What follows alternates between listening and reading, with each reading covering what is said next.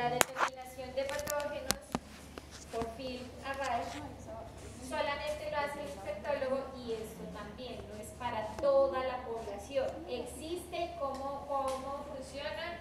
Es una tecnología que se describe como GeneXpert para tuberculosis, prueba de tuberculosis, en donde se tiene la expectoración, se le pone un inhibidor de bacterias no tuberculosas y también disuelve un poco la muestra, que se espera pues que al ser mucosa es difícil de procesar.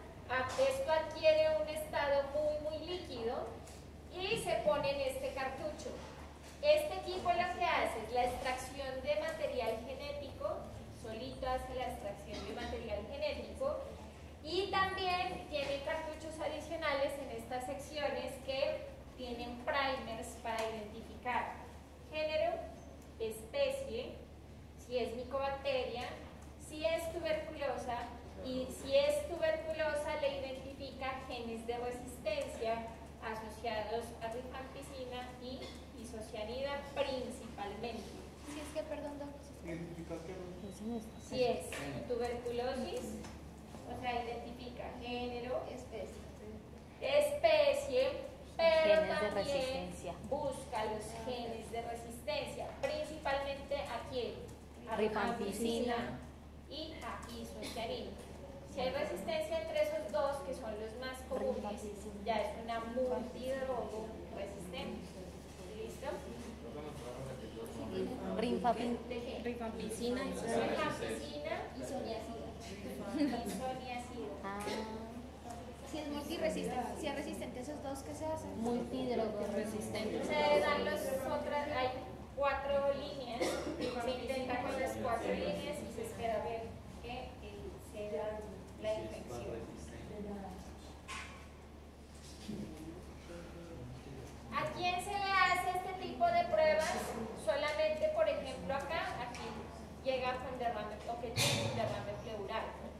Si es una tuberculosis pulmonar de la comunidad y eso, pues, se hace lo tradicional, la vaciloscopia y el cultivo. Cuando hablamos de tuberculosis extrapulmonar, ¿qué es lo que debemos entender? Que la sintomatología de vías aéreas ya no va a estar. La principal, que es la tos productiva, con expectoración. Eso ya no va a estar como principal síntoma de la tuberculosis. Entonces, por ejemplo, esos sitios, comúnmente, ¿cuáles pueden ser? En orden de frecuencia, lo más común es que se vaya a los órganos linfáticos, a los nodos linfáticos. Por eso es que la miliar puede considerarse extrapulmonar, ¿sí? Órganos linfáticos. Si hay un exceso de migración celular que termina por sobrepasar la capacidad de esos tejidos, hay un derrame pleural, y eso se considera también extrapulmonar.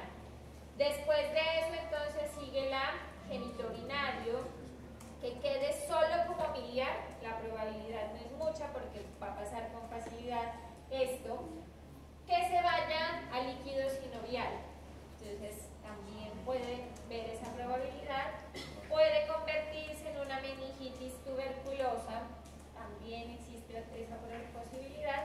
Y en menos frecuencia a nivel gastrointestinal. Pero puede pasar que se establezca como tal la infección en ese tipo de tejidos. Y también sería extra. Es extra. Todas estas se consideran extrapulmonar, en donde la sintomatología principal ya no es esa tos productiva.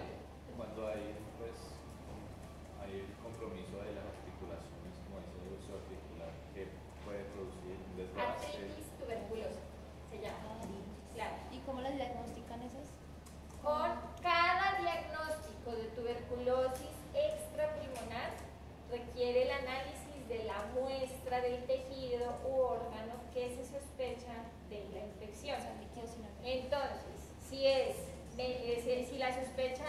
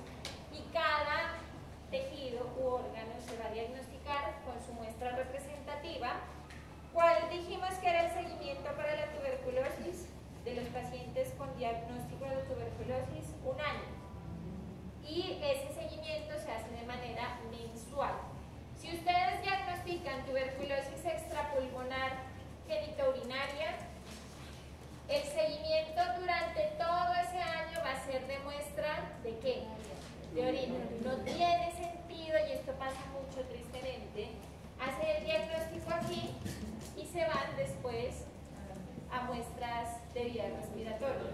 No tiene sentido porque el diagnóstico se hizo aquí, aquí o acá. Entonces la muestra todo ese año va a ser ¿Dónde se encontró? de la misma región donde se hizo el diagnóstico. ¿Listo? Es el mismo tiempo, lo mismo. Siempre se hace. Entonces, Todos un año, un mes.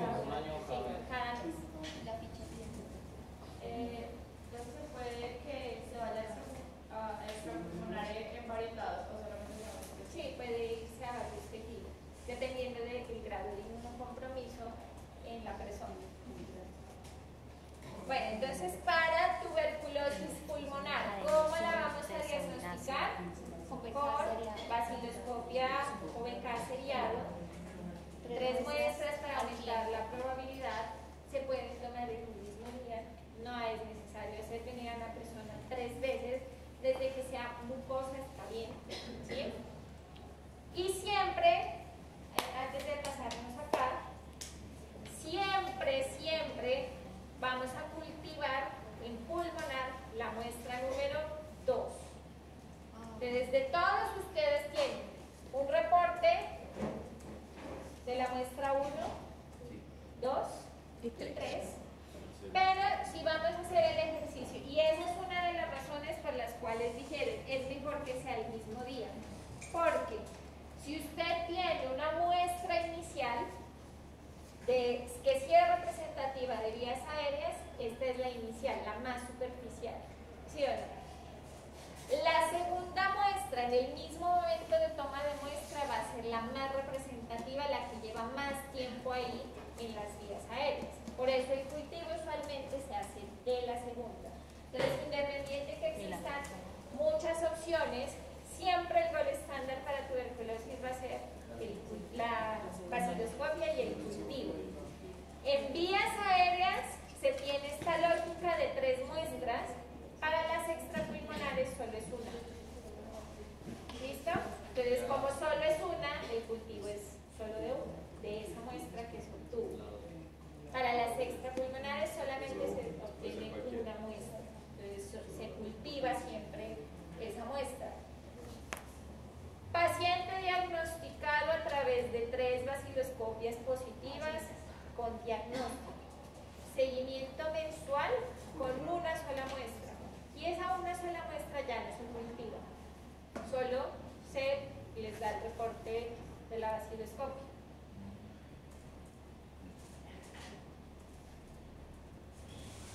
Ahora entonces, diagnóstico u opciones para tuberculosis extrapulmonar. Entonces, ¿para qué sirve un test de ADA cuando yo tengo una sospecha? Principalmente de tuberculosis extrapulmonar.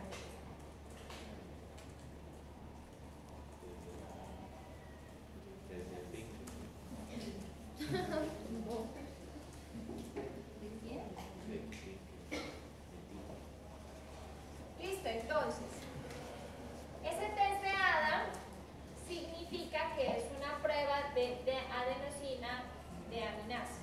¿Listo? ¿Y eso qué significa? Que estamos cuantificando una enzima que aumenta su cantidad cuando hay una exagerada proliferación y destrucción de linfocitos. Entonces es lo que dice, es una metaloenzima citosílica propolimórfica encargada del catabolismo de las purinas. O sea, hay muchos linfocitos que se están destruyendo. ¿Quién hace eso? La adenosina de aminasa. ¿Sí o no? Pero entonces esta enzima tiene 2 formas, 2 isoformas o 2 subfracciones. Existe una ADA que se llama ADA1, que está presente en todas las células con núcleo que se degradan, ¿sí?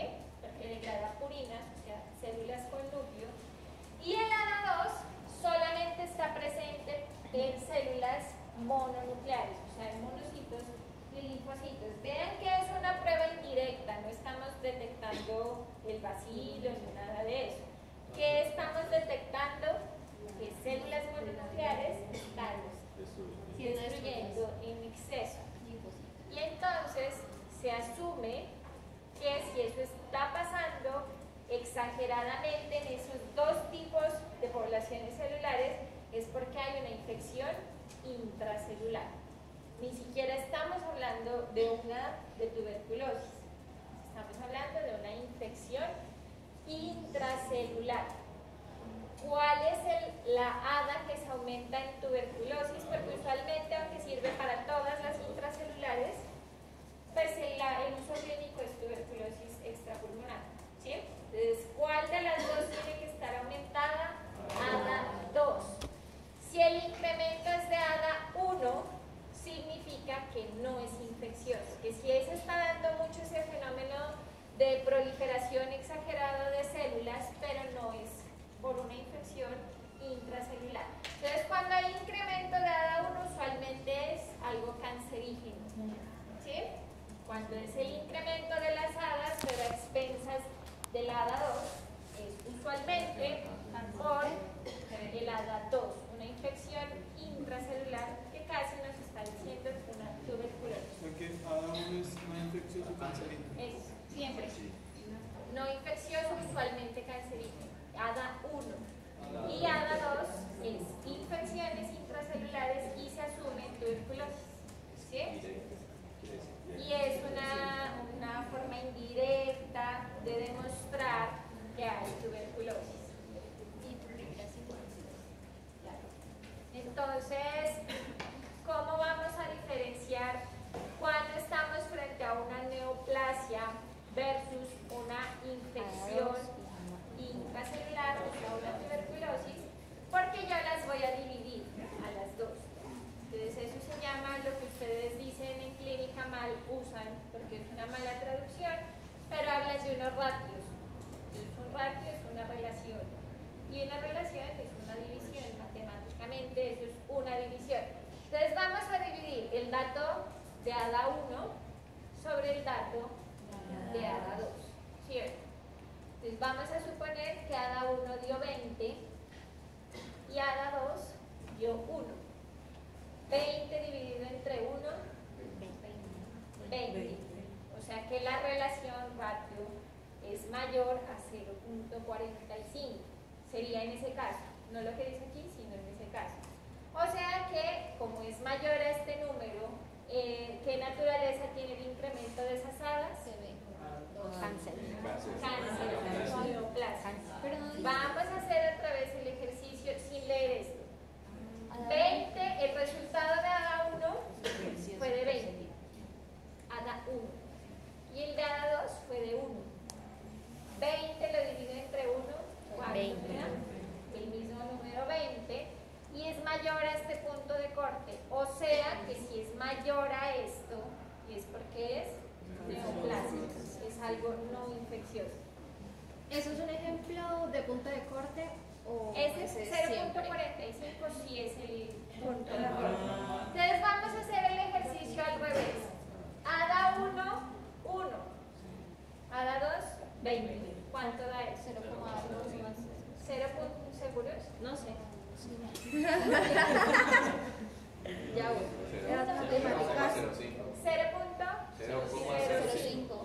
0.05 es mayor o menor. Menor. O sea que es por El proceso de infección.